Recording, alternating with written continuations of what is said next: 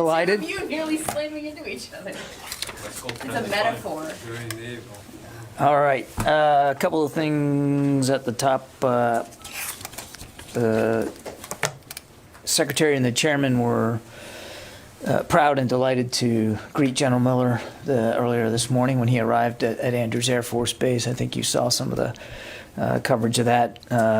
Again, and the Secretary, I think, will have a little something more out today, but the Secretary deeply appreciates General Miller's leadership, not only over the last 3 years in Afghanistan, but over the long course of his career. Certainly, there's very few military officers who have as much experience as he does in Afghanistan for the last 20 years. And of course, his exceptional record of success over the course of the continuing drawdown, again, that we've been able to get as much of this drawdown complete with no one hurt, is a real testament to General Miller's leadership and to his staff's acumen in terms of how to manage a very complex process. Again, that drawdown continues, but thus far extraordinarily successful. And I think one of the things that the Secretary really admires about General Miller is that he understood that speed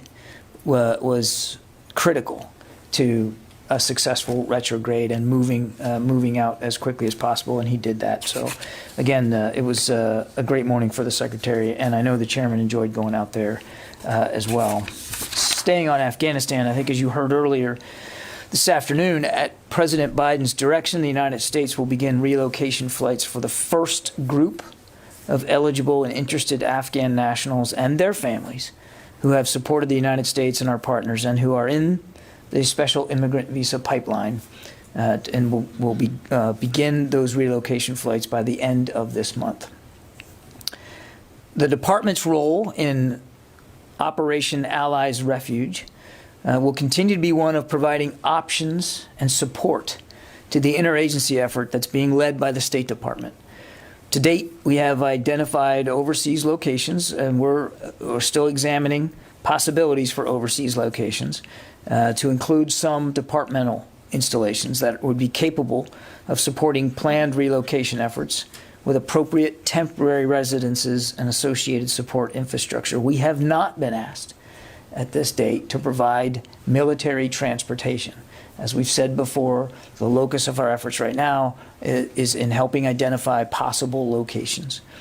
Moving forward, we will remain in close coordination with our interagency partners, and we will assign a small number of military and civilian liaison officers to the State Department to help ensure streamlined coordination on this important endeavor. This, of course, comes in addition to and as part and parcel of our own departmental internal action group, who will continue to pursue and analyze and provide options to the broader state-led effort. In sum, the department remains eager and committed to doing all that we can to support collective government efforts, U.S. government efforts, to help those who have helped us for so long.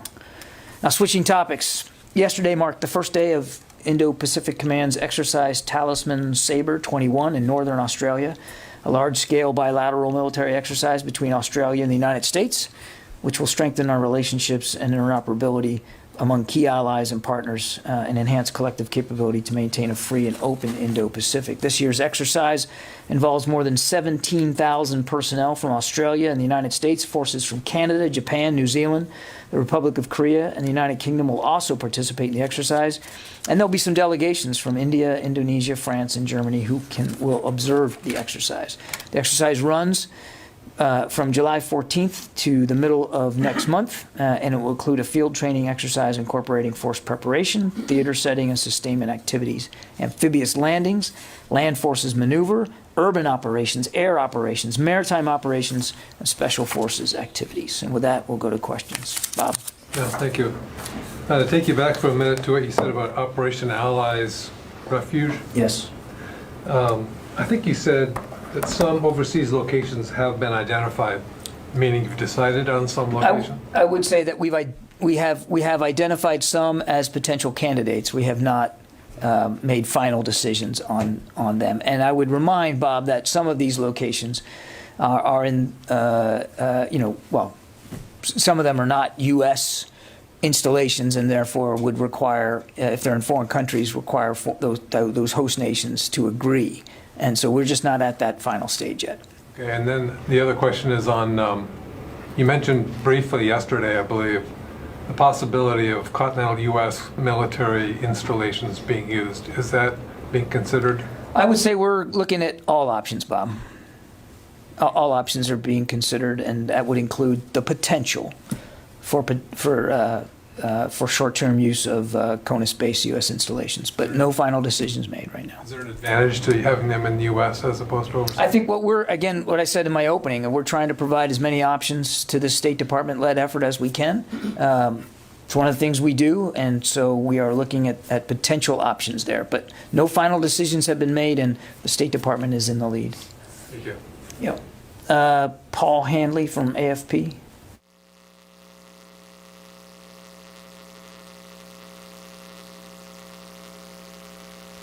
Okay. We'll move on. Stephen Losey, military.com. Hi. Can you address the reports about Michael Brown withdrawing his nomination to run acquisition for the Pentagon?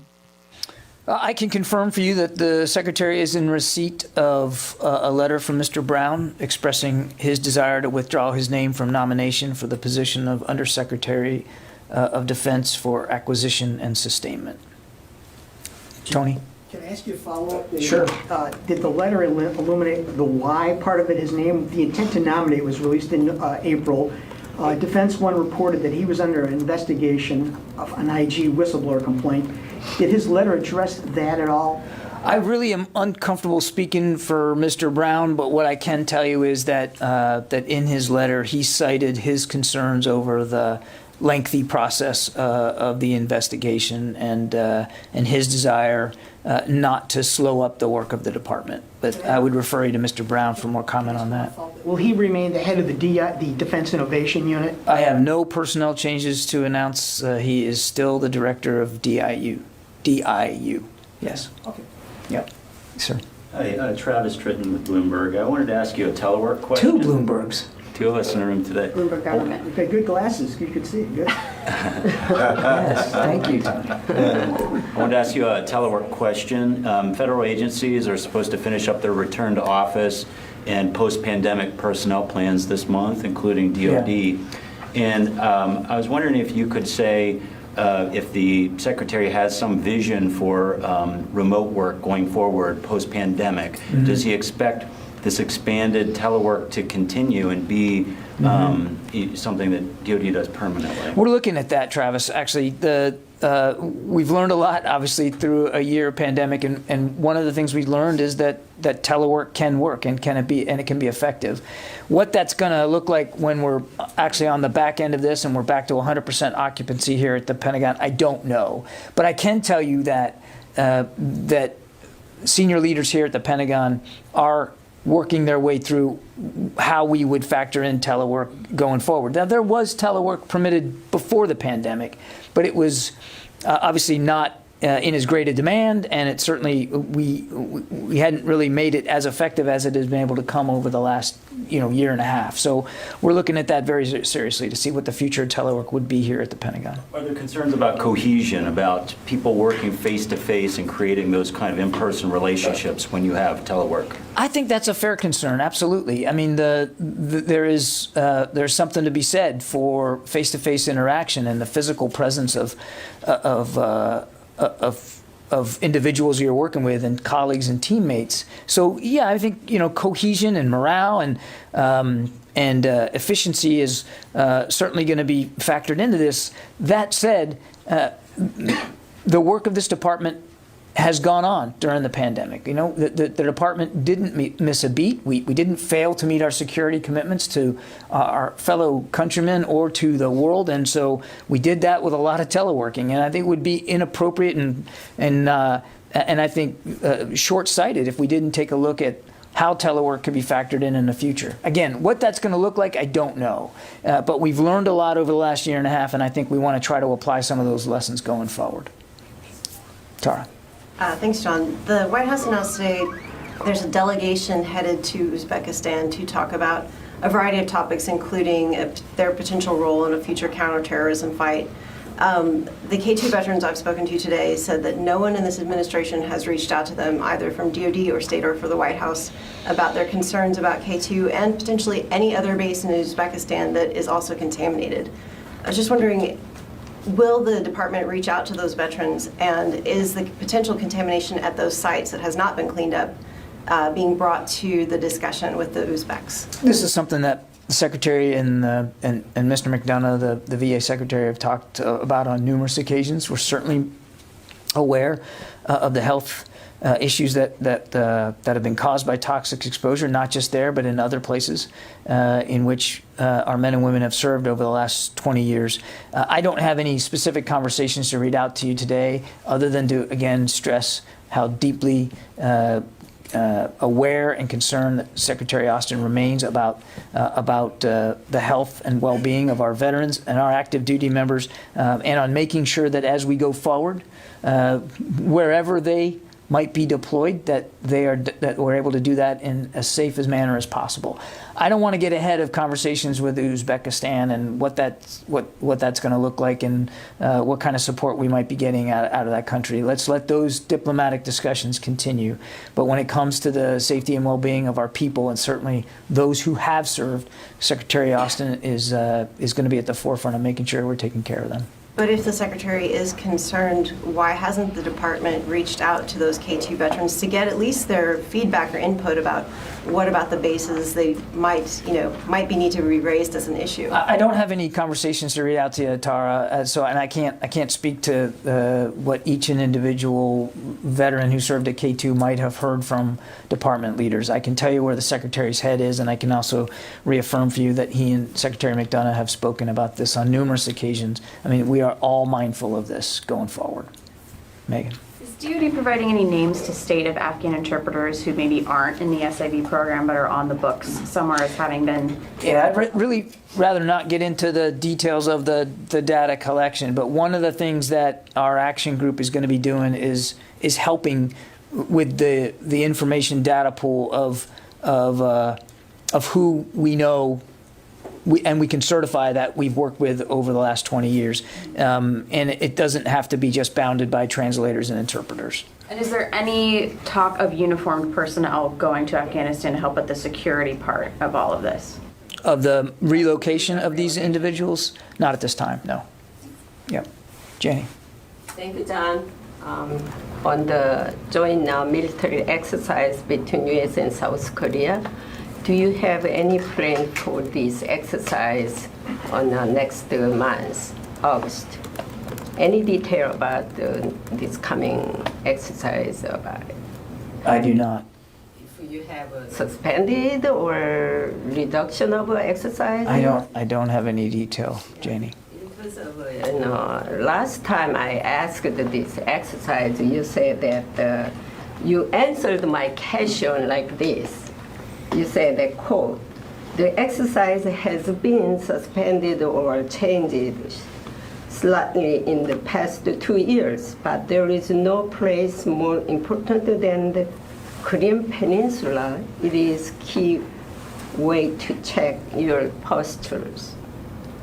Okay, you say this, so how to prepare for fight tonight without this exercise? You always emphasize that U.S. fight tonight. So why not continues to not exercise? How you can have that courage? Well, I thought my answer was pretty eloquent there, that one. Why can't we just go back and use that? I mean, it's still valid. We obviously, readiness on the Korean Peninsula is vital. It's critical. And we still are committed to that.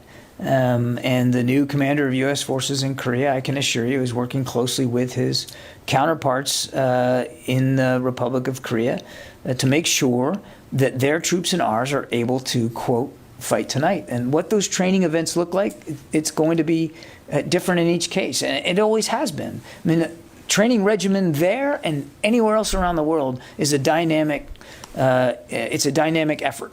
It changes over time to include all kinds of regional security factors as well as the readiness and capabilities of the units involved. So I can, without getting into detail, and I would refer you and continue to encourage you to talk to U.S. Forces Korea about what they're doing in the training front. I don't have every detail of every event, but I can tell you broadly, we're going to continue to remain committed to readiness and appropriate capabilities on the peninsula because we have such a serious commitment to our ROK allies. What if President Moon Jae-in, South Korean President Moon Jae-in, he doesn't want at this time join exercise again because of North Korea backlash.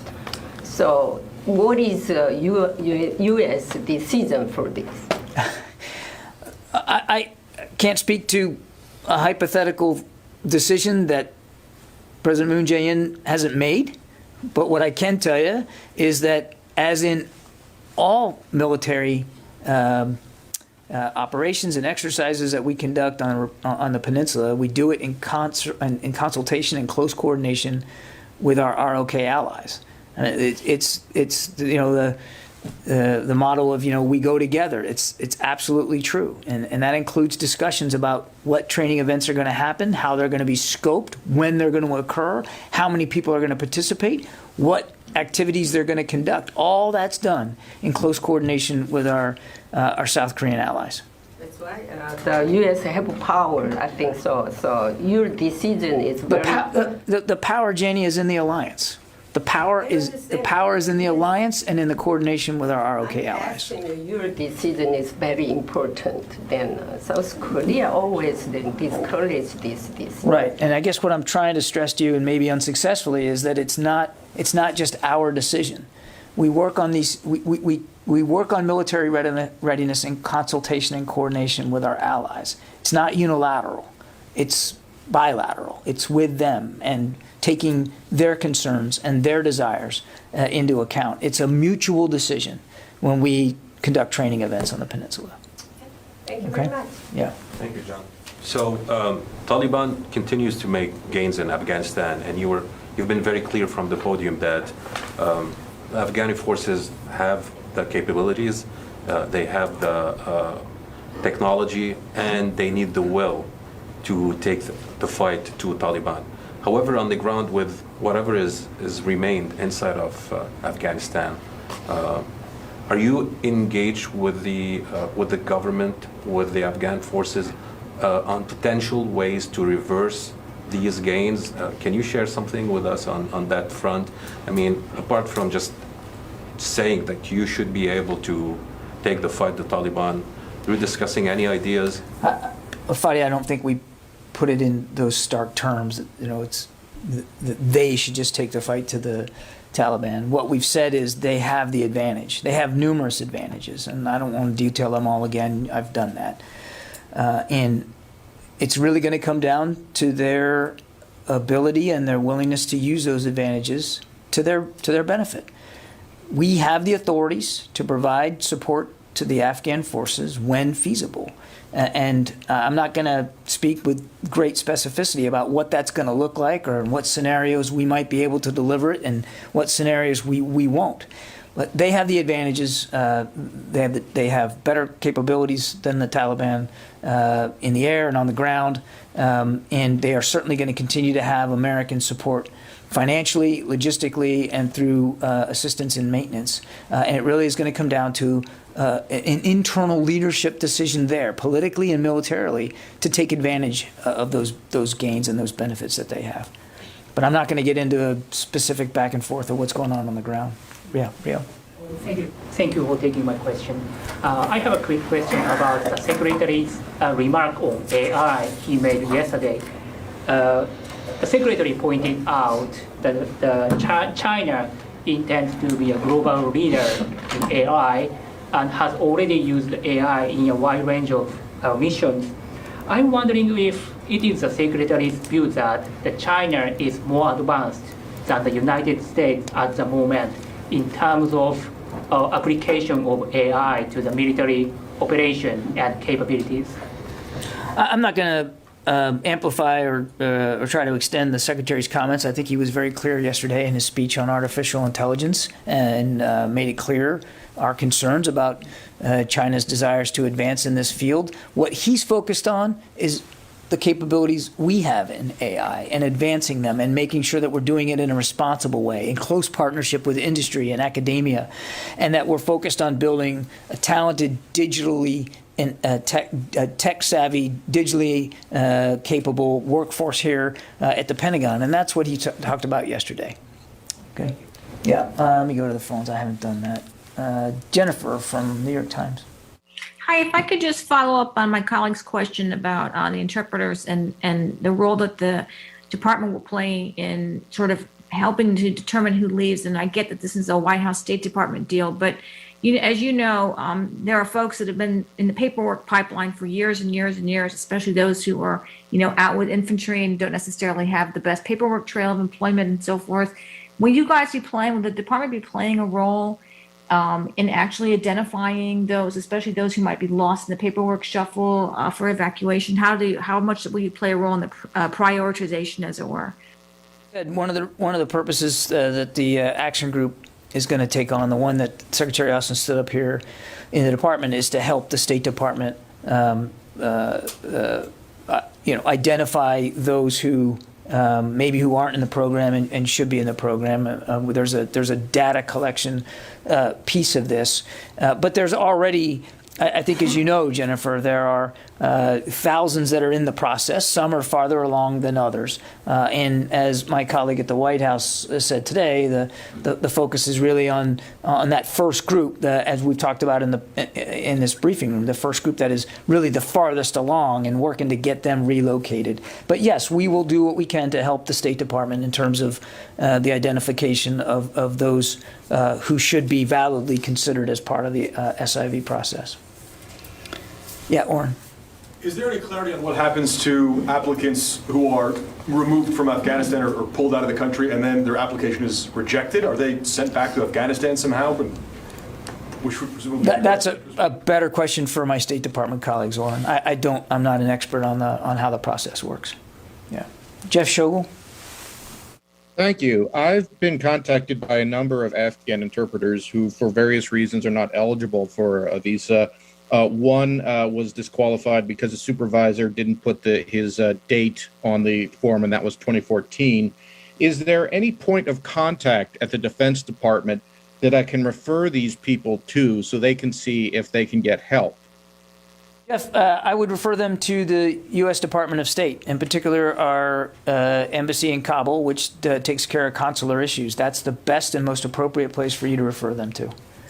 Thank you. Someone showed me a response from the Department from the embassy, and they said there is no fast track for any type of visa, which is why I ask again, considering these people worked for the U.S. military, is there anyone at DOD who might be able to help them? The most appropriate place for them to contact is the State Department. Laura Seligman, Politico. Hey, John. I wanted to also follow up on the SIVs. Number one, how are these people going to get to Kabul, and will the U.S. military be helping them in any way? And then secondly, will the SIVs that go to a CONUS installation or potentially go to a CONUS installation have to go through the normal asylum process? On number one, as I said, we have not been asked for any military support in transportation of these individuals, and for operational security purposes, I think I need to leave it at that. Laura, the State Department is in the lead for the initial relocation here of these individuals. Our role right now is to help identify possible locations for their temporary residence while they complete the process. And your second question, again, I refer you to my colleagues at the State Department to speak about the asylum process. That's not something that we do here at the Department of Defense. Has any location for the SIVs actually been finalized? It sounds like everything on the list so far is a possibility. So I'm wondering if there is indeed at least one location that these people can definitely go to. have any announcements on specific locations at this time. Obviously, when those decisions are made and we can talk about them, we certainly will, but I don't have anything to say about it today. Yeah, Lucas. John, can you explain how important it is that Al-Shabab doesn't make a comeback in Somalia? Al-Shabab is a dangerous terrorist network, and we're certainly, with our partners on the continent, working closely to reduce the threat that they pose. And I wouldn't go into more detail than that, Lucas, but it is obviously a focus area for General Townsend at AFRICOM as well as for the department. If they're so dangerous, why aren't you launching any drone strikes? Lucas, I'm not going to talk about operational details here from the podium, and I'm certainly not going to detail specific operations. What I can tell you is we're focused on the threat that Al-Shabaab poses on the continent. Is that something the Pentagon's considering, relaunching those strikes? I'm not going to talk about operational details here at the podium. Jeff Selden, VOA. Hi, John. Thanks very much for doing this. Wonder if we could get back to Afghanistan and the SIV program. We've heard a lot about why details aren't being shared because of operational security. Wondering what role is the Pentagon playing in helping to make sure that those who are enrolled in the program are safe while they're in Afghanistan? And also, does the Pentagon have any indications that the Taliban are looking to attack Afghans who are being evacuated by the UN en masse? And whether or not you do or don't, or whether or not you're willing to talk about that, what would you say to any Taliban commanders who might be contemplating launching attacks against Afghans who are going to be evacuated through the SIV program? I would say that the reason why we're being careful about the information we're putting out is because just like we've been careful about the information regarding the U.S. drawdown, we don't want to see anybody get hurt. This is a true interagency effort. It's not just DOD, and it's a State Department-led effort inside the interagency to help get those who are interested and eligible in the SIV process and want to leave Afghanistan to leave safely. And I won't get into details about how we're going to execute that process for the same reason why we wouldn't get into much detail about how the retrograde is progressing, in terms of locations and times and force protection measures. That's just something that I don't think would be useful at all. As for your last questions about the Taliban have said publicly that they want to return to the table, that they want to contribute to a political process and a peaceful solution here. And so I think what's important is we see them act on that. That's what we want to see them act on. Now, unfortunately, in places around the country, that's not what we're seeing them act on. They've said they want to make that commitment. We'd like to see them follow through on that commitment. Okay, thanks everybody. Thank you.